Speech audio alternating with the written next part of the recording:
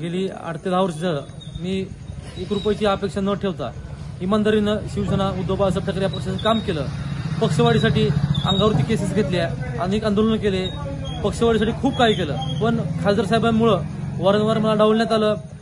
स्थानिक लेवलचे पद द्यायचे सोडून मला इतर जिल्ह्यातले मला पद देण्यात आले व मला प्रत्येक वेळेस खासदार साहेबांनी डावलण्यात आलं. असं काय करत होते? आता खासदार झाले त्यांना कार्यकर्त्याची गरज संपली. खासदार व्हायच्या आधी त्यांची स्वभाव वेगळा होता आणि खासदार झाल्यानंतर त्याच्या स्वभावात बदल झाला. आता मी त्यांच्याकडे कुठलं काम घेऊन गेलो तर त्यांना काय बोलत असेल किंवा काय करत असेल ते फोनमध्ये तोंड घालायचे.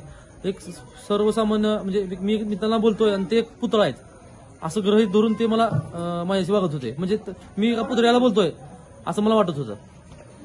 असं खासदारांमध्ये काय गुण आले ओमराजेंमध्ये की तुमच्या सोबत असं करायला लागले? ते माझ्यासोबतच नाही, त्यांना असं मास लीडर माणूस कोणच नव्हता. तुम्ही ऑल जिल्ह्यामध्ये विचार करा, त्यांच्यापाशी एक तरी मास लीडर माणूस आहे का तुम्ही सांगा मला.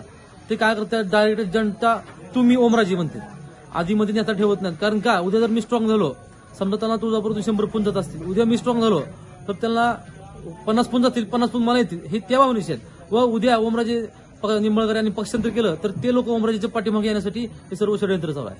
म्हणजे खासदारांनी निवडणुकीच्या आधी आणि निवडणूक झाल्यानंतर वेगळी भूमिका घेतली. कसं?